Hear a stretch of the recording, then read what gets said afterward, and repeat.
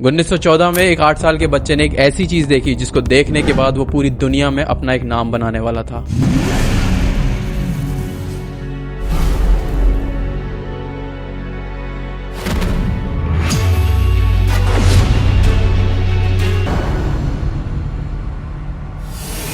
वो दुनिया को एक ऐसी चीज देने वाला था जिसके इस्तेमाल से सिर्फ जापान में ही नहीं बल्कि ऑल ओवर वर्ल्ड में उसका वो नाम हुआ जो पहले कभी किसी ने नहीं बनाया।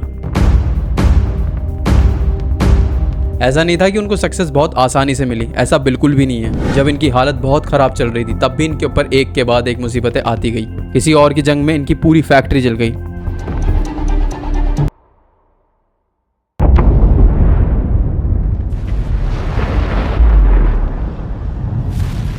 लेकिन इसके बावजूद इन्होंने हार नहीं मानी और ऐसे करके सामने आए Soichiro Honda, founder of Honda company. आज की कहानी शुरू होती है साल 1914 से, जब एक 8 साल का बच्चा जापान के एक छोटे से गांव में खेल रहा था। तभी उसने अपनी जिंदगी में पहली बार एक कार देखी। ये फोर्ड का मॉडल टी था, जिसे देखकर ये बच्चा बहुत ज्यादा हैरान हुआ। यही वो दिन था जब उस 8 साल के बच्चे को गाड़ियों और मैकेनिकल पार्ट से पहली बार लगा हुआ। असल में 1906 में जापान के माउंट फूजी के करीब एक छोटे से गांव में सोचाइरो होंडा का जन्म हुआ। सोचाइरो होंडा के फादर लोहार होने के साथ साथ पार्ट टाइम साइकिल रिपेयर का भी काम करते थे। ऐसा नहीं था कि होंडा फैमिली में इकलौते थे, असल में उनके 5 भाई बहन थे जो किसी बीमारी के कारण बचपन में ही चल बसे। इसी कारण होंडा के माँ बाप को उनसे काफी उम्मीद थी। लेकिन होंडा को पढ़ाई से कोई लगाव नहीं था, बल्कि होंडा को अपने पापा के साथ साइकिल रिपेयर करने में ज्यादा दिलचस्पी थी। जब होंडा 16 साल का हुआ तो उसने न्यूज़पेपर में जॉब का एक ऐड देखा जिसमें आर्ट शोकाई नामी टोक्यो के एक मोबाइल ऑटो सर्विस स्टेशन पर टेक्नीशियन की जरूरत थी। होंडा ने कंपनी को जॉब के लिए लेटर लिखा और होंडा को आर्ट शोकाई कंपनी ने बुला भी लिया। ये वही टाइम था जब होंडा अपना घर और स्कूल छोड़कर कमाने के लिए टोक्यो रवाना हो गया। होंडा के सपने तो तब टूटे जब वो टोक्यो में आर्ट शोकाई पहुंच गया, क्योंकि कंपनी के मालिक ने होंडा से सफाई वगैरह के काम करवाना शुरू कर दिया और इसके अलावा उसे बेबी सिटिंग पे भी लगा दिया। होंडा बेचारा करता तो क्या करता। एक तरफ वो अपना घर और माँ बाप को छोड़कर निकला था तो दूसरी तरफ उसे फालतू के काम दिए जा रहे थे। उसको वापस अपने गांव जाने में भी शर्म आ रही थी, क्योंकि वो अपने पेरेंट्स को फेस करने की हिम्मत नहीं कर पा रहा था। यही वजह थी कि वो कई महीनों तक वही बेकार के काम करने में मजबूर रहा। कुछ ही महीनों के बाद आर्ट शोकाई के मालिक ने होंडा से वर्कशॉप का काम लेना भी शुरू कर दिया। होंडा को इस काम में शुरू से ही बहुत इंटरेस्ट था, इसलिए वो चीजों को आसानी से समझ जाता था। कुछ महीनों में वो हर तरह की गाड़ी और उसके पार्ट्स के बारे में काफी कुछ जान चुका था। वो इतना अच्छे से जान चुका था कि उसने 2 स्पोर्ट्स कार भी बनाई, जिसमें पहली गाड़ी थी आर्ट डायमलर और दूसरी कर्टिस। ये दोनों गाड़ियां यूज्ड इंजन के इस्तेमाल करके बनाई गई थी, जिन्होंने जापानीज मोटर कार चैंपियनशिप 1924 में पहली पोजीशन भी हासिल की। होंडा अभी तक एक अच्छा मैकेनिक था, लेकिन इस रेस में वो ड्राइवर के साथ इंजीनियर के तौर पर बैठा था। यही वो खास दिन था जिसके बाद सोचाइरो होंडा ने मोटर स्पोर्ट्स को अपना रिलीजन बना लिया। अगले कई सालों तक वो आर्ट शोकाई में ही जॉब करता रहा और अपने एक्सपीरियंस को भी बढ़ाता रहा। 1928 में 22 साल की एज में उसके मालिक ने अपनी एक और ब्रांच खोलने का फैसला किया। ये ब्रांच हमामात्सु शहर में ओपन हुई थी, जिसको चलाने के लिए मालिक ने होंडा को जिम्मेदारी देकर वहां भेज दिया। होंडा ने आर्ट शोकाई की इस नई ब्रांच को सिर्फ 1 वर्कर से शुरू किया था और सिर्फ 2 ही सालों में उसने इसे 30 वर्कर तक पहुंचा दिया। और अब वो एक ब्रिलियंट मैकेनिक और रेसिंग ड्राइवर भी बन चुका था। उसने अपनी महारत का फायदा उठाते हुए अपने मालिक के लिए एक स्पोर्ट्स कार डिजाइन की। ये गाड़ी 120 किलोमीटर की पर आवर की स्पीड से चल सकती थी, जिसने पुराने सारे रिकॉर्ड तोड़ दिए थे। ये रिकॉर्ड अगले 20 सालों तक जापान के हाईएस्ट रिकॉर्ड बने रहे। साल 1936 की एक रेसिंग के दौरान होंडा का एक जबरदस्त हादसा हुआ। इस एक्सीडेंट में उसकी जान तो बच गई, लेकिन उसका लेफ्ट बाजू फ्रैक्चर हो गया, शोल्डर डिसलोकेट हो गया और चेहरे पर भी कई गहरे जख्म थे। होंडा को ये लगने लगा कि उसकी जिंदगी अब खत्म हो चुकी है, क्योंकि ना ही अब वो मैकेनिक का काम कर सकता था और ना ही अब वो किसी रेस में हिस्सा ले सकता था। कई महीनों के बाद अब वो जब दोबारा ठीक हुआ तो उसने आर्ट शोकाई के मालिक से रिक्वेस्ट की कि अब वो रिपेयरिंग का काम नहीं कर सकता, बल्कि उसने एक आइडिया बताया कि क्यों ना वो स्पेयर पार्ट्स बनाने के लिए एक अलग कंपनी शुरू करें। आर्ट शोकाई के स्टेक होल्डर्स ने होंडा के इस आइडिया को फौरन रिजेक्ट कर दिया, क्योंकि उनको ऑलरेडी प्रॉफिट्स मिल रहे थे, तो ये कोई भी नहीं चाह रहा था कि नया रिस्क लिया जाए। इसी पर होंडा ने डिसाइड किया कि पार्ट्स मैन्युफैक्चरिंग की कंपनी वो अकेला ही खोलेगा। 1936 में 30 साल की उम्र में उसने अपने एक दोस्त के साथ मिलकर टोकाई सैकी हैवी इंडस्ट्री खोली और अपने दोस्त सोचाइरो काटो को उसका प्रेसिडेंट बना दिया। कंपनी तो खोल चुके थे, पर होंडा के पास उनको चलाने के लिए कोई पैसे नहीं थे। वो पूरा दिन आर्ट शोकाई कंपनी के लिए काम करता था, जबकि रात में अपनी नई कंपनी के लिए खुद इंजन पिस्टन बनाने की कोशिश करता था। अगले कई महीनों तक वो इसी रूटीन पे चलता रहा, लेकिन उसको कोई कामयाबी नहीं मिल सकी। उल्टा वो लगातार दोनों शिफ्ट में काम करने की वजह से कमजोर और हो चुका था। उसने मेटलर्जी में महारत हासिल करने के लिए एक यूनिवर्सिटी में एडमिशन ले लिया। 1939 में 3 सालों की लगातार मेहनत करने के बाद वो आखिरकार वो एक पिस्टन बनाने में कामयाब हो ही गया। अब उसने 8 शुकाई से जॉब छोड़ दी और फुल टाइम पिस्टन बनाने में लग गया, पर उसको ये मालूम ही नहीं था कि उसके बनाए पिस्टन में अभी भी कई फॉल्ट्स मौजूद हैं। उसने टोयोटा कंपनी को अपने पिस्टन दिखाए तो टोयोटा ने 50 में से 47 डिजाइन रिजेक्ट कर दिए।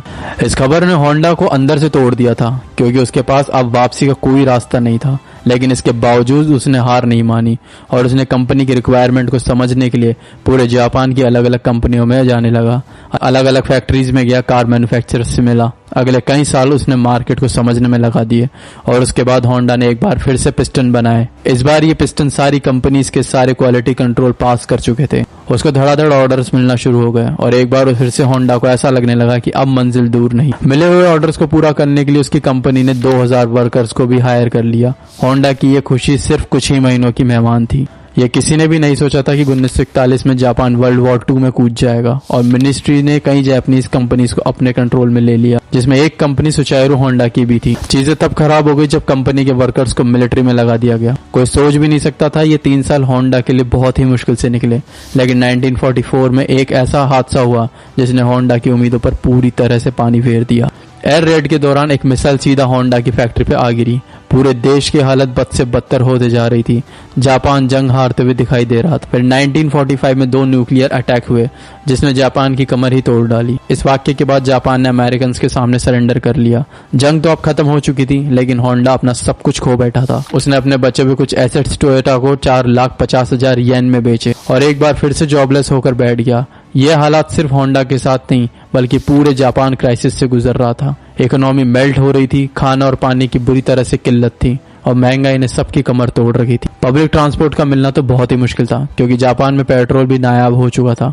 इसी दौरान होंडा को जापानीज इंपीरियल आर्मी का एक छोटा सा इंजन मिला, जिससे वो वायरलेस रेडियो चलाया करते थे। अपनी कुछ अलग करने की आदत से मजबूर उसे एक आइडिया आया। उसने सोचा कि क्यों ना इस इंजन को एक साइकिल में लगाकर अपनी ट्रांसपोर्ट की प्रॉब्लम को सॉल्व किया जाए, जिसकी वजह से ट्रांसपोर्ट आसान भी हो जाएगी और सस्ती भी पड़ेगी, क्योंकि उस टाइम में लोग पहले से ही बहुत परेशान थे। तो जब उन्होंने यही इंजन एक साइकिल पे लगाकर देखा तो सबको यह आइडिया बहुत अच्छा लगा। चंद यूज्ड इंजन होंडा को मिल भी गए, लेकिन लोगों की डिमांड इतनी ज्यादा थी कि अब होंडा ने अब खुद का नया इंजन डिजाइन कर लिया। यह हिस्ट्री में पहली बार था कि किसी मशीन पर होंडा का लोगो देखा गया। लिहाजा उसने 18,000 दुकानदारों को एक ओपन लेटर लिखा।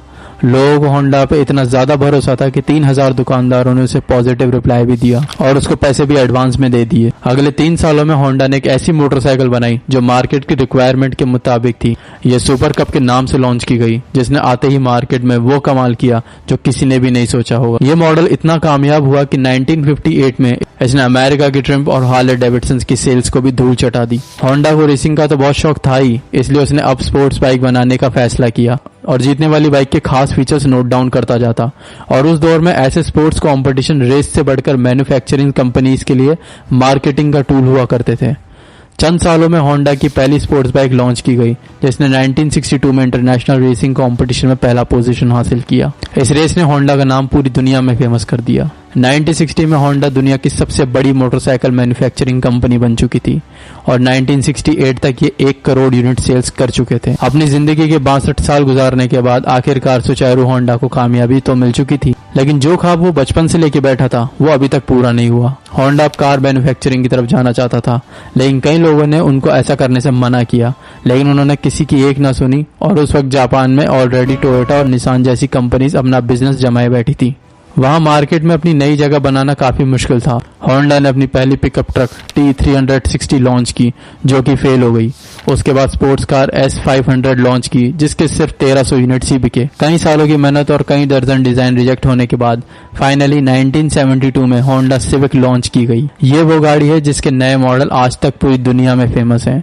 1980 में होंडा मोटर्स जापान की 3 बड़ी मैन्युफैक्चरिंग कंपनी थी, जिसके 10 सालों में ये दुनिया की तीसरी बड़ी कंपनी हो गई। आज होंडा होंडा का नाम हमें cars, bikes, boats engine, plane engine और दर्जनों पावर टूल्स पे देखने को मिलता है। सुचारू होंडा ने होंडा सिविक के लॉन्च होने के अगले ही साल 1973 में कंपनी से रिटायरमेंट ले ली थी और 5 अगस्त 1991 को उनकी जिंदगी का ये सफर हमेशा हमेशा के लिए खत्म हो गया। तो इस कहानी से हमें ये समझ में आता है कि कभी हार मत मानो। और ये वीडियो आपको कैसी लगी ये कमेंट में जरूर बताना और इस वीडियो को अपने दोस्तों के साथ जरूर शेयर करना। मिलते हैं नेक्स्ट वीडियो में।